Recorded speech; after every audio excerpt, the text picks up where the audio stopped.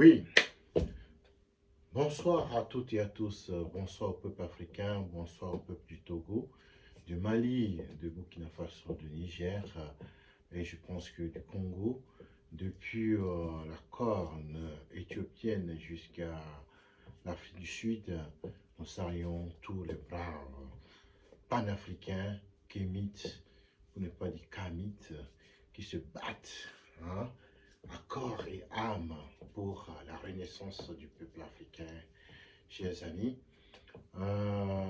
Oui, je pense que nous sommes dans l'ère des discours, dans l'ère des théories. Ça n'arrive que, voilà, aux peuples qui veulent se renaître. On a vu, hein, ce passage en Occident où il y a eu cette phase, hein, de la théorie avec Jean de La Fontaine, hein, qui écrivait des fables. Voilà, c'est aussi de la théorie pour pouvoir exprimer, hein, ce que vit, hein, le bas peuple, c'est-à-dire les ressentis, les amertumes, les souffrances du peuple, hein, français à ce temps, jusqu'à ce qu'un beau jour, la Révolution française est devenue, voilà, ce qu'on a pu voir ou bien lire dans l'histoire, une révolution, hein, emblématique et qui sert d'exemple jusqu'à aujourd'hui pour tous les peuples qui aspirent à se sauver ou à se libérer de l'oppression. Chers amis, ma question est de savoir géographiquement si nous regardons bien le peuple africain éparpillé. Je pense que c'est le peuple qui est plus représenté partout en Asie, en Amérique, en Europe, en Australie, en Océanie, partout tu vas trouver des Africains. Voilà.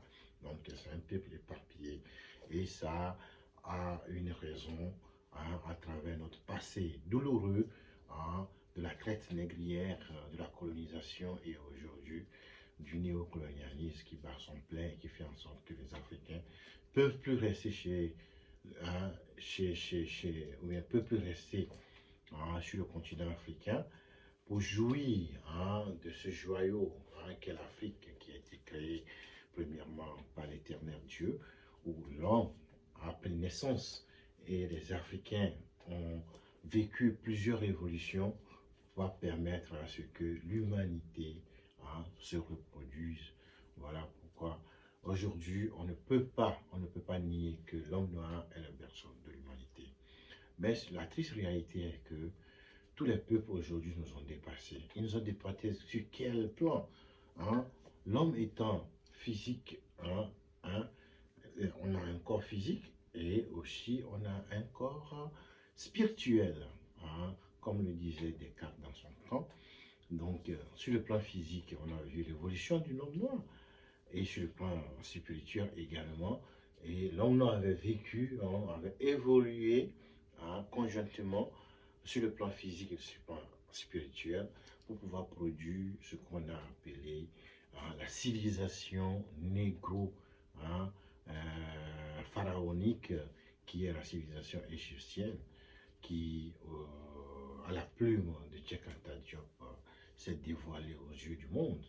Et Cheikh Anta Diop ne cesse d'intégrer la révolution ou bien l'évolution du continent africain, cette civilisation, dans ce qu'il appelle l'histoire globale du monde.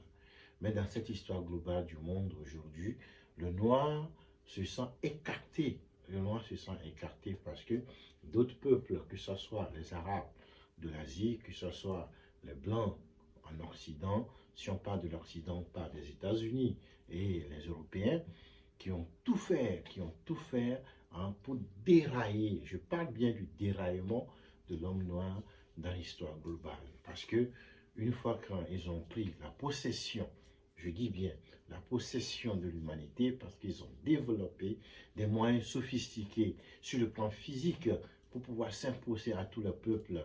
Voilà pourquoi aujourd'hui, nous, les Africains, comme je le dis, on est déraillés dans le cours de l'histoire. Donc, notre devoir est de retrouver ou bien de se repositionner sur les rails et de continuer la course pour pouvoir atteindre les autres, soit les dépasser ou soit réaliser l'équilibre mondial. Chers amis, Alors, sur le plan physique, aujourd'hui, nous voyons que le noir est dépassé. Ça, c'est clair. Le noir est dépassé parce que, voilà, les vainqueurs ont écrit notre histoire, ils ont tronqué notre histoire, ils ont mis ce qu'ils peuvent faire, ils ont fait l'histoire à leur propre sauce. Et aujourd'hui, heureusement, grâce aux réseaux sociaux, voilà, nous essayons d'extirper le passé de l'Afrique, le passé glorieux de l'Afrique, et c'est là que l'Africain se redécouvre dans l'histoire et va chercher à se positionner sur de bons rails pour mener ce combat, mener une course, afin de s'égaliser au monde entier, ou bien de prendre les rênes encore, ou bien le contrôle de l'histoire du monde. Mais comment ça peut se faire, chers amis? Comme je le dis tout à l'heure, sur le plan physique, nous sommes dépassés. Mais est-ce que sur le plan spirituel, on est dépassé? Je pense que non.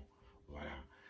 Donc, nous avons deux forces, force physique et force spirituelle. Et en Afrique, on nous reconnaît bien dans ce domaine spirituel, raison pour laquelle les Occidentaux, pour nuire à notre côté spirituel, voilà, ils ont inventé le christianisme et l'islam pour pouvoir nous endormir. Et ça a bien réussi. Ça nous a endormis jusqu'à aujourd'hui. Mais grâce aux réseaux sociaux, grâce aussi aux courageux activistes et aux courageux panafricanistes, voire les kémites, voilà, l'Afrique est en train de renaître. Beaucoup d'Africains comprennent aujourd'hui que tous ces mirages de religion, islam, christianisme, tout ça là, ne font rien. La raison est claire. Depuis la colonisation, on nous a collé l'Église catholique, après les protestants, tout ça, ça n'a pas sauvé l'Afrique. L'islam n'a pas sauvé l'Afrique de sa misère et de l'oppression. Donc, les Africains, on doit réfléchir maintenant pour savoir qui nous étions, qui nous sommes aujourd'hui et qu'est-ce que nous voulons devenir dans le futur. Chers amis, tout le monde crie l'avenir c'est l'Afrique, l'avenir c'est l'Afrique, l'avenir c'est l'Afrique. Et nous-mêmes les Africains, ne nous rendons pas conscients que l'avenir c'est l'Afrique. L'avenir, ce n'est pas simplement que l'avenir est l'Afrique. Le passé c'était l'Afrique, le présent aussi c'est l'Afrique et l'avenir sera l'Afrique. C'est ce qu'il faut dire aux gens. Raison pour laquelle dans le présent aujourd'hui, où nous avons puisé des connaissances dans l'histoire pour comprendre pourquoi on a chuté, nous comprenons aujourd'hui. Il faut qu'on arrête ça. Nous avons compris bon, quoi, pourquoi on a chuté. Maintenant, il faut trouver des moyens pour se relever. Donc, on doit commencer par prôner l'époque des discours, l'époque des théories pour passer à l'acte. Et ce que nous sommes en train de voir aujourd'hui, au Mali, au Burkina Faso, en Guinée, qui nous encourage, parce que des gens courageux ont pris sur eux ce devoir de passer à l'acte. Et ça marche. Jusqu'aujourd'hui, ça marche. On ne sait pas dans le futur ce qui nous réserve, mais jusqu'aujourd'hui, ça marche. Et tous les peuples africains doivent emboîter les pas des Maliens, des Burkinabés, des Guinéens plutôt, pour que voilà, l'Afrique puisse se débarrasser des vieux démons. Ces vieux démons qui sont des colons, qui sont des esclavagistes et qui sont des néocolonialistes qui sont sur le terrain à travers des présences occidentales qui aujourd'hui on voit à travers des films ou bien des entreprises internationales sur le continent qui nous mènent une guerre pas possible, chers amis. C'est ça. Donc les Africains doivent réclamer ou bien essayer de tout faire pour nationaliser tout ce qui est sur le continent africain.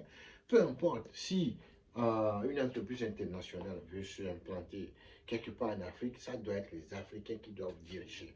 On a maintenant les compétences qu'il faut, on a maintenant tous les savoirs. Il n'y a plus. On dit souvent qu'on est sur, on est dans l'ère du verseau. C'est le déchirement du voile. Il y a lumière sur toutes les vérités possibles qui ont été cachées. L'Africain ne vit plus cette, comment on peut dire, complexe d'infériorité envers les autres peuples, envers les Occidentaux, envers les Asiatiques. On a vu dans les vidéos, l'Africain réagit maintenant. L'Africain veut s'affirmer. L'Africain n'a plus peur. Peu importe les moyens sophistiqués, physiques que les autres peuvent développer, l'Africain doit croire dans sa propre spiritualité. Parce que ce côté, on ne peut pas. Il n'y a personne au monde qui peut ôter le côté spirituel d'un être. Voilà, si tu es hindou, tu es hindou. Si tu es arabe, va prier ton Allah. Tu es chrétien, va en Occident, prier ton Jésus, hein, qui est hébraïque. Et en Afrique, on a notre spiritualité, hein, que nous sont laissés nos ancêtres. Et c'est ça qu'on doit développer. Les gens posent souvent des questions pour se dire que pourquoi on avait cette force surnaturelle, nanana, des vaudous, des trucs là, et que les Blancs sont venus pendant l'esclavage, ils ont dominé pendant la colonisation. Non. On a toujours expliqué que pendant ce temps, nos ancêtres ont tellement développé la spiritualité. Quand tu es dans la spiritualité trop poussée, tu n'as plus besoin de faire du mal. C'est ça. Donc, nos ancêtres, à un moment donné, ne voulaient plus se souiller le sang. Les ancêtres ont atteint l'apothéose de la spiritualité et ce sont des gens qui communiquent avec l'au-delà. Donc, ils préfèrent plutôt aller dans les nuées, ils préfèrent plutôt aller dans ce paradis que de se